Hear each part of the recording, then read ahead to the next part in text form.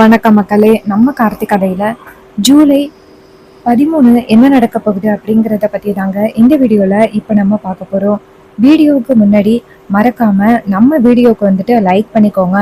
நீங்க லைக் பண்றது தான் எங்களுக்கு அடுத்தடுத்து வீடியோ போடுறதுக்கு ரொம்பவே இன்ட்ரெஸ்டிங்கா இருக்கும். ஸோ மறக்காம லைக் பண்ணிட்டு இந்த வீடியோவை தொடர்ந்து நீங்க பாருங்க. என்ன நடக்குது அப்படின்னு பார்த்துக்கிட்டீங்கன்னா, நம்ம ஹீரோயின் இருக்காங்கல்ல, அவங்களுக்கு இது மாதிரி விஷயம் தெரிய வருது. ஒருத்தவங்க ஃபோன் பண்ணி இப்படி சொல்றாங்க, இது மாதிரி நீங்க பைக் வாங்கியிருக்கீங்களா, உங்களுக்கு ஒரு கூப்பன் கொடுத்துருக்கோம், நீங்களும் உங்களோட பார்ட்னரும் சேர்ந்து கோவாவுக்கு போற மாதிரி. இதை கேட்டதும் ரேவதி அதிர்ச்சியாகி, இங்க பாருங்க, ஏதோ மிஸ்டேக்கா எங்க வீட்டுக்கு வந்திருக்குன்னு நினைக்கிறேன் அப்படின்னு. அதுக்கு அவங்க சொல்றாங்க, மேடம் நான் புதுசா வேலைக்கு வந்திருக்கேன், நான் வேணா உங்களோட அட்ரஸை சொல்றேன், கரெக்டா இருக்கான்னு பாக்குறீங்களா அப்படின்னு. ரேவதி சொல்றாங்க, சரி அட்ரஸை சொல்லுங்க, கரெக்டா இருக்கா அப்படின்னு பாப்போம். எனக்கு என்னமோ இது எனக்கு வந்த மாதிரி தெரியல, நீங்க ஏதோ மாத்தி அனுப்பியிருப்பீங்க. அந்த பொண்ணு சொல்றாங்க, இங்க பாருங்க மேடம், நான் அட்ரஸ சொல்றேன், அது மட்டும் கரெக்டா இருந்துச்சுன்னா நீங்க பாத்துக்கிடுங்க அப்படின்னு. உடனே ரேவதியும் அட்ரஸ சொல்லுங்க அப்படின்னு சொல்ல, அவங்களும் அட்ரஸ சொல்றாங்க. அட்ரஸ சொல்லி முடிச்சதும் ரேவதி சொல்றாங்க, இது அப்படியே என்னுடைய எக்ஸாக்ட் வீட்டு அட்ரஸ் தான். அப்ப அவங்க சொல்றாங்க, மேடம் அப்புறம் என்ன, இது உங்களுக்கு வந்த கூப்பன் தான், நீங்க ஏதாவது வாங்கிட்டு மறந்துருப்பீங்க. ரேவதி சொல்றாங்க, இங்க பாருங்க, நான் ஏதாவது ஸ்கூட்டி வாங்கினா கூட பரவாயில்ல, எனக்கு நல்லா ஞாபகம் இருக்கு, நான் பைக்கெல்லாம் நான் ஒன்றும் வாங்கவே இல்லை, நான் பைக் வாங்கி கொடுக்குற அளவுக்கு எனக்கு யாரையுமே தெரியாது அப்படின்னு. அப்ப அவங்க சொல்றாங்க, மேடம் நான் இப்போ புதுசா வேலைக்கு வந்திருக்கேன் மேடம், நீங்க எங்க மேனேஜரை பாத்தீங்கன்னா உங்களுக்கு அவர்கிட்டயே நீங்க கேட்டு தெரிஞ்சுக்கலாம், சரியா? அப்ப ரேவதி சொல்றாங்க, சரி நான் அவர்கிட்ட கேட்டு தெரிஞ்சுக்கிறேன், நான் கிளம்புறேன் அப்படின்ட்டு ரேவதி அங்கேருந்து போனை கட் பண்ணி மாடிப்படியிலேருந்து இறங்கி வராங்க. அவங்கள நம்ம ஈஸ்வரி பாக்குறாங்க. பார்த்துட்டு நேரா ரேவதியை பார்த்துட்டு, ரேவதி இங்க போற அப்படின்னு சொல்ல, ரேவதி சொல்றாங்க, அம்மா நான் ஒரு முக்கியமான வேலையா அந்த ஒரு கடை வரைக்கும் போயிட்டு வரேம்மா. ஈஸ்வரி சொல்றாங்க, கடை வரைக்குமா, எதுக்குமா? ரேவதி சொல்றாங்க, இல்லம்மா நான் எனக்கு ஒரு கூப்பன் வந்திருக்குமா, அந்த கூப்பன்ல நானும் என் பார்ட்னரும் சேர்ந்து கோவாவுக்கு போகலாம் அப்படின்னு இருக்குமா. நான் அந்த கடையில எதுவுமே பர்ச்சேஸ் பண்ணல, ஆனா அப்படி இருக்கு, அதான் என்ன ஏதுன்னு கேட்டுட்டு வரதுக்கு போறேன். ஈஸ்வரி சொல்றாங்க, சரி போய் கேட்டுட்டு வா அப்படின்னு சொல்ல, ரேவதி அந்த இடத்துல இருந்து கிளம்புறாங்க. நேரா அந்த கடைக்கு போறாங்க. அங்க மேனேஜர் இருக்காரு. அப்போ ரேவதி அந்த இடத்துக்கு போயிட்டு அங்க என்ட்ரன்ஸ்ல உட்காந்துருக்கிற பொண்ணை பார்த்து, மேடம் கொஞ்ச நேரத்துக்கு முன்னாடி ரேவதின்னு ஒரு பொண்ணு கால் பண்ணிச்சுல, அந்த பொண்ணு தானா, மேனேஜரை பாக்குறதுக்காக வந்திருக்கேன், நீங்க அனுப்பின கூப்பன் இந்த இருக்கு. அப்ப அவங்க சொல்றாங்க, மேடம் இந்த கூப்பனை கொண்டு போய் சார்கிட்ட கொடுத்து என்ன ஏது அப்படிங்கிற விஷயத்த தெரிஞ்சுக்கிடுங்க அப்படின்னு. ஈஸ்வரி சொல்றாங்க, சரி அப்படின்னு சொல்லிட்டு நேரா ரேவதி கொண்டு போய் அந்த கூப்பனையும் எடுத்துக்கிட்டு மேனேஜரை போய் பாக்குறாங்க. மேனேஜர் ரேவதியை பார்த்துட்டு, வாங்க மேடம் நல்லா இருக்கீங்களா அப்படின்னு. ரேவதி சொல்றாங்க, சார் உங்களை நான் முன்ன பின்ன பார்த்ததே இல்லை, என்னை பார்த்துட்டு இவ்வளவு சந்தோஷமா வரவேற்கிறீங்களே, எனக்கு தெரியுமா அப்படின்னு. அதுக்கு மேனேஜர் சொல்றாரு, மேடம் உங்களை எனக்கு தெரியாதா, நீங்க இந்த ஷாப்புக்கு எவ்வளோ ஹாப்பியா போவீங்க தெரியுமா, என் பைக்கு உங்க புருஷனுக்கு நீங்க வாங்கினீங்களே கிஃப்ட் கொடுக்கணும் அப்படின்னு. இதை கேட்டதும் ரேவதி ஷாக் ஆகுறாங்க. என்னது, என் புருஷனுக்கு நான் கிஃப்ட் கொடுக்கணும் அப்படின்னு இந்த ஷாப்ல பைக் வாங்கினலாம்? அப்ப அவர் சொல்றாரு, ஆமா மேடம், இந்த ஷாப்ல தான் நீங்க பைக் வாங்கினீங்க. அப்ப ரேவதி சொல்றாங்க, சார் சார் நீங்க சொல்றது எனக்கு ரொம்ப ஆச்சரியமா இருக்கு, நான் இந்த ஷாப்புக்கு முன்ன பின்ன நான் வந்ததே கிடையாது, நீங்க ஏதோ கூப்பன் அனுப்பியிருக்கீங்க அப்படின்னு அந்த கூப்பன் எனக்கு வந்தது கிடையாது அப்படின்னு சொல்றதுக்காக தான் நான் மல்லு கட்டி இங்க வந்தேனே.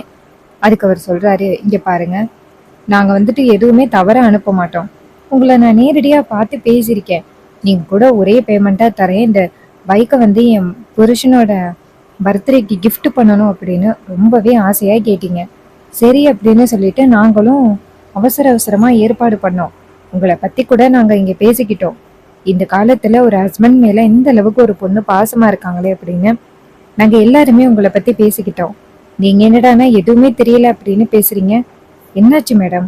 அப்ப ரேவதி சொல்றாங்க, சார் நீங்க சொல்றதே எனக்கு ஒண்ணுமே புரியல சார், எனக்கு கல்யாணமே ஆகல, அப்புறம் எப்படி நான் என் புருஷனுக்கு பைக் வாங்கணும் அப்படின்ட்டு நிற்பேன். அப்ப மேனேஜர் சொல்றாரு, இங்க பாருங்க, நான் சொல்றது உங்களுக்கு சந்தேகமா இருந்துச்சு அப்படின்னா, இந்த தேதியில தான் நீங்க இங்க பைக் வாங்கினீங்க, அதுக்கான ஆதாரம் கூட என்கிட்ட இருக்கு, இங்க வாங்க, சிசிடிவி ஃபுட்டேஜ்ல நீங்க பைக் வாங்க வந்த அன்னைக்கு உங்களுக்கு வீடியோ எல்லாமே ரெக்கார்ட் ஆகியிருக்கு, அதை நான் காமிக்கிறேன் வாங்க அப்படின்ட்டு நேரா ரேவதியை கூட்டிட்டு போறாங்க. கூட்டிட்டு போயிட்டு அங்க உள்ள அந்த சிசிடிவியை ஆன் பண்ண சொல்லி கரெக்டான தேதியை வந்துட்டு டைப் பண்ணி பாக்குறாங்க. பார்த்ததோட அதுல ரேவதி கரெக்டா சாரி எல்லாம் கட்டிக்கிட்டு கழுத்துல தாலி போட்டுக்கிட்டு கடையில வந்து மேனேஜர் கிட்ட பேசிக்கிட்டு இருக்காங்க. நிறைய ஃபார்ம்ஸ் வந்து கையெழுத்து போடுறாங்க. அந்த பைக்கையும் பாக்குறாங்க. இதையெல்லாம் பார்த்ததும் ரேவதிக்கு ரொம்பவே அதிர்ச்சியா இருக்கு.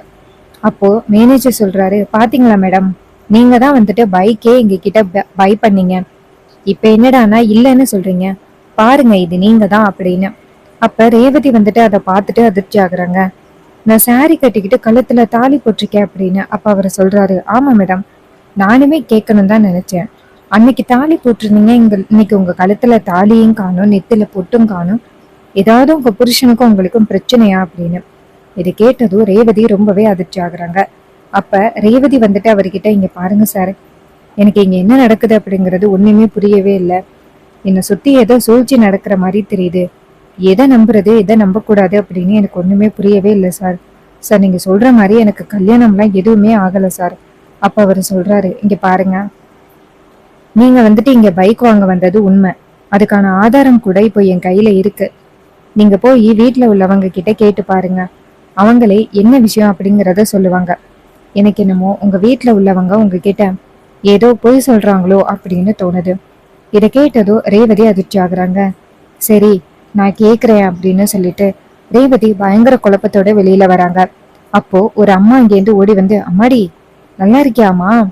ரேவதி அவங்கள பார்த்துட்டு, யார் நீங்க அப்படின்னு சொல்ல, அவங்க சொல்றாங்க, அம்மா அன்னைக்கு ஒரு நாள் உனக்கு இந்த இடத்துல பயங்கரமான ஒரு விபத்து நடந்துச்சுமா, உன்னை நானும் என் பொண்ணு தான் கொண்டு போய் ஹாஸ்பிட்டல்ல அட்மிட் பண்ணோம், இப்ப நல்லா இருக்கியாமா? அப்போ ரேவதி கேக்குறாங்க, என்னது, எனக்கு இந்த இடத்துலதான் விபத்து ஆனிச்சா?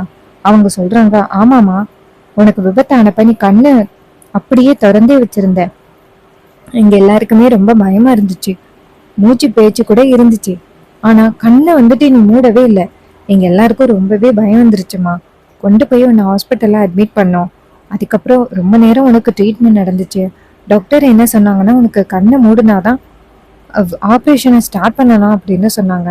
நாங்கள் எல்லாருமே வெயிட் பண்ணி பார்த்துட்டு உனக்கு எப்போ குணமானுச்சோ அப்போ வரலாம்னு பார்த்தோம், ஆனால் அதுக்குள்ளே எங்களுக்கு வீட்டில் நிறைய வேலைகள் இருந்துச்சு, அதனால வந்துட்டோம், உன்னை வந்துட்டு நேரடியாக பார்க்கலாம் தான் நினச்சோம், ஆனால் உன் வீடு எங்கே இருக்கு அப்படிங்கிறது எங்களுக்கு தெரியல, அதனால தான் உங்கள் வீட்டுக்கு வர முடியலம்மா, இப்போ உனக்கு உடம்பு சரியாயிட்டுல? ரேவதி சொல்கிறாங்க, சரியாயிட்டுங்க அப்படின்னு. அப்போ ரேவதி நினைக்கிறாங்க, அப்போது நமக்கு இந்த இடத்துல தான் ஏதோ விபத்தாகிருக்கு, அப்போ கரெக்டா இந்த ஷோரூம்க்கு வந்துட்டு வெளியில வரும்பொழுதுதான் நமக்கு அப்படி நடந்திருக்கு அப்படின்னு ரேவதி வந்துட்டு கண்டுபிடிக்கிறாங்க. இத அம்மா கிட்ட கொண்டு போய் நம்ம கேட்போம் அப்படின்ட்டு ரேவதி நேரா வீட்டுக்கு வராங்க. அப்போ ஈஸ்வரி அந்த இடத்துல உட்காந்துட்டு ரேவதியை பார்த்து, ரேவதி ஷோரூம்க்கு போய் கேட்டியா, அது உன் பேரு இல்லை தானே? அப்ப ரேவதி சொல்றாங்க, இல்லம்மா அது என் பேரு தான். இதை கேட்டதும் ஈஸ்வரி ஷாக் ஆகி, என்னது உன் பேரு தானா? இங்க பாருடி, உன் பேரா இருக்கிறதுக்கு வாய்ப்பே இல்லை, வேற யாரோ ஒருத்தவங்களுக்கு அந்த கூப்பன் அனுப்புறதுக்கு பதிலா உனக்கு இந்த கூப்பனை அனுப்பியிருக்காங்க, அந்த கூப்பனை கொடுத்துட்டு வேண்டான்னு சொல்லிட்டு வந்தியா இல்லையா? ரேவதி சொல்றாங்க, அம்மா நான் போய் விசாரிச்சுட்டு வந்தம்மா, அவங்க என்ன சொல்றாங்க அப்படின்னா, நான் அந்த ஷாப்புக்கு வந்ததாகவும் இது மாதிரி என்னோட பார்ட்னருக்கு பைக் வாங்கினதாகவும் அவங்க சொல்றாங்க. இதை கேட்டதும் ரேவதி சொல்றாங்க, ஈஸ்வரி சொல்றாங்க, இங்க பாரு ரேவதி, அப்படியெல்லாம் எதுவும் உண்மையா இருக்காது, நீ தேவையில்லாம வந்துட்டு அவங்க சொல்றது எல்லாத்தையும் நம்பாத, உனக்கு வந்துட்டு கல்யாணமே ஆகல அப்படின்னு சொல்றேன், அப்புறம் எப்படி நீ வாங்கிருப்ப அப்படின்னு. அப்ப ரேவதி சொல்றாங்க, அம்மா அதாம்மா எனக்கும் புரியல, எனக்கு என்னமோ இதுக்கு பின்னாடி ஏதோ ஒரு உண்மை மறைஞ்சிருக்க மாதிரி தெரியுது, அது எப்படிமா, நான் தான் போய் பைக் வாங்கியிருக்கேன், அந்த ஷோரூம்ல உள்ள மேனேஜர் கூட எல்லா வீடியோவையும் என்கிட்ட காமிச்சாரு, நான் போய் பைக் வாங்கின வீடியோ எல்லாமே காமிச்சாரு, எல்லாமே ரெக்கார்டடா இருக்கு, ஆனா அது எதுவுமே எனக்கு வந்துட்டு ஞாபகத்திலே இல்லையேமா, எனக்கு வெளியில அந்த இடத்துலதான் விபத்து நடந்ததா சொல்றாங்க, அது கூட எனக்கு எதுவுமே ஞாபகமே இல்லையேமா, என்னம்மா இங்க நடக்குது அப்படின்னு கேக்குறாங்க. அப்போ ஈஸ்வரி சொல்றாங்க, இங்க பாரு ரேவதி, நீ தேவையில்லாம எதையும் போட்டு குழப்பிக்காத, யாரோ தேவையில்லாம நம்ம நிம்மதியை கெடுக்கணும் அப்படிங்கிறதுக்காக போய் சொல்லிக்கிட்டு இருக்காங்க, எனக்கு என்னமோ இது எல்லாமே சிவனாண்டியோட வேலையா தான் இருக்கும் அப்படின்னு தோணுது. நீ அதை பத்தியெல்லாம் நினைச்சு கவலைப்படாத அம்மா, நீ போயிட்டு ரெஸ்ட் எடு அப்படின்னு ரேவதி சொல்றாங்க. சரிம்மா அப்படின்னு சொல்லிட்டு நேரா ரூமுக்கு போறாங்க. இதையெல்லாம் கேட்டதும் ரோஹிணியும் நம்ம மயிலும் நினைக்கிறாங்க, ரேவதி கொஞ்சம் கொஞ்சமா உண்மை என்னமோ அதை கண்டுபிடிக்கிறதுக்கு ட்ரை பண்ணிக்கிட்டு இருக்கா.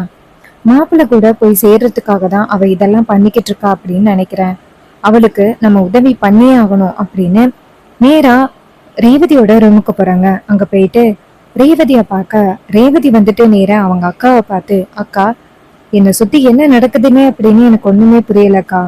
அக்கா எனக்கு ரொம்ப முக்கியமான ஒரு விஷயத்த நான் ஒதுங்கி இருக்கிற மாதிரி ரொம்ப நாளா தோணிக்கிட்டு இருக்க அப்படின்னு சொன்னல, அதுதான் அந்த விஷயமா இருக்குமோ அப்படின்னு தோணுது. அக்கா நீயாவது உண்மையை சொல்லுக்கா. எனக்கு பழைய விஷயங்கள் எதுவும் ஞாபகம் இல்லையா? என்னுடைய கடந்த காலத்துல என்ன நடந்துச்சு? எனக்கு விபத்துக்கு முன்னாடியும் விபத்துக்கு அப்புறமும் என்ன நடந்துச்சு? எதனால அப்படி ஆணுச்சுன்னு சொல்லுக்கா அப்படின்னு ரோஹிணி சொல்றாங்க. ரேவதி, இப்போதைக்கு நாங்க சொல்ற சூழ்நிலையில இல்ல ரேவதி. நாங்க இப்ப சொன்னோம் அப்படின்னா அம்மாவோட தேவையில்லாத கோபத்துக்கு ஆளாகுவோம். அதனாலதான் நாங்களும் இது வரைக்கும் எந்த வகையிலயும் உனக்கு உதவி பண்ணாம இருக்கோம். ரேவதி, அந்த கடவுள் மேல எங்களுக்கு நம்பிக்கை இருக்கு. கூடிய சீக்கிரம் உனக்கு இருக்கிற பிரச்சனைகள் எல்லாத்தையுமே முடிச்சு உனக்கு பிடிச்சவன உனக்கு கல்யாணம் பண்ணி வைப்பாரு அந்த கடவுள். அது எல்லாமே சீக்கிரம் நடக்கும் ரேவதி. அப்ப ரேவதி சொல்றாங்க, அக்கா ஏன்க்கா என் லைஃப்ல மட்டும் இப்படி நடக்குது? எனக்கு என்னமோ எதையோ இழந்துட்டு இருக்கிற மாதிரி தோணுது. அம்மா கிட்ட போய் கேட்டா அம்மா அப்படியெல்லாம் இல்லை அப்படின்னு சொல்லி சமாளிக்கிறாங்க. அம்மா போய் சொல்றாங்க அப்படிங்கிறது எனக்கு நல்லாவே தெரியுதுக்கா. எப்பதாக்கா இதுக்கான ஒரு சொல்யூஷன் கிடைக்கும்? அப்ப ரோஹிணி சொல்றாங்க, ரேவதி நான் சொல்றத நல்லா கேட்டுக்கும். உனக்கு எந்த விஷயத்துல சந்தேகம் வருதோ அந்த விஷயத்த அலசி ஆராயி அதுக்கு பின்னாடி என்ன நடந்துச்சு அப்படிங்கிறத நீ போய் பாரு, நீயே கண்டுபிடி. அப்பதான் உனக்கான விடை உனக்கே தெரியும். நாங்க கண்டிப்பா சொல்ல முடியாது ரேவதி. சொல்ற சூழ்நிலையில நாங்க இல்ல அப்படின்னு நேரா மயில பார்த்து வாங்க போவோம் அப்படின்ட்டு வெளியில போறாங்க. அப்போ ஈஸ்வரி நேரா ரோஹிணிய பார்த்து, அதானே போய் உன் தங்கச்சிக்காரி கிட்ட உண்மைய சொல்லுவியோ அப்படின்னு தான் நான் பாத்துக்கிட்டு இருந்தேன். அப்ப ரோஹிணி சொல்றாங்க, அம்மா நீங்க இவ்வளவு நாளும் இவ்வளவு பெரிய உண்மைய மறைச்சு வச்சிருக்கீங்களா? ஒரு நாள் ரேவதிக்கு இந்த உண்மை எல்லாமே தெரிய வரும். அன்னைக்கு நீங்க ரேவதிக்கு கண்டிப்பா பதில் சொல்ற மாதிரி வரும். அப்ப நீங்க ரேவதிய எப்படி சமாளிக்க போறீங்க அப்படிங்கிறத நானும் பாக்குறேன். ஈஸ்வரி சொல்றாங்க, இங்க பாருங்கடி, எனக்கு மொத்தம் 4 பொண்ணுங்க. 4 பொண்ணுங்களையும் ஈஸியா சமாளிச்சேன். உங்க ஒருத்திய சமாளிக்க முடியாதா? எப்படி சமாளிக்க முடியுமோ அப்படி சமாளிச்சுப்பேன். நீங்க யாரும் தேவையில்லாம இதுல தலையிடாதீங்க அப்படின்னு. இதை கேட்டதும் ரோஹிணி நேரா மயில பார்த்து, என்னங்க அம்மா கிட்ட சொல்லி எவ்வளவுதான் புரிய வைக்கிறது, அவங்க புரிஞ்சிக்க மாட்டாங்க. ஒரு நாள் ரேவதிக்கு உண்மை தெரியும் பொழுது அவ அம்மாவை பார்த்து நல்லா கேள்வி கேட்பா.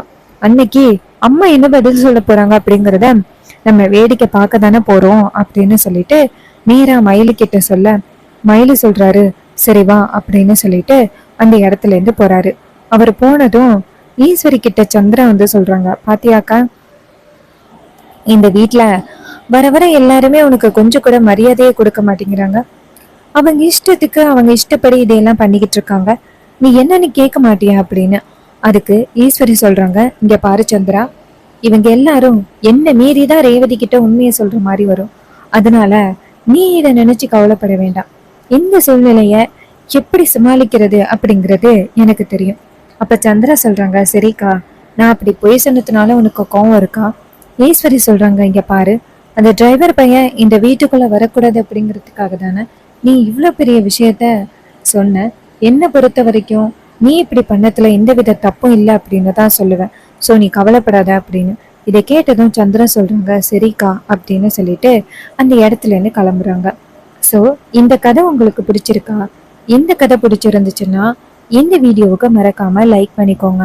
நீங்க லைக் பண்றதுதான் எங்களுக்கு அடுத்தடுத்து வீடியோ போடுறதுக்கு ரொம்பவே இன்ட்ரெஸ்டிங்கா இருக்கும். ஸோ மறக்காம லைக் பண்ணிட்டு இந்த வீடியோவை தொடர்ந்து பாருங்க. தேங்க்யூ ஃபார் வாட்சிங். See you on next video.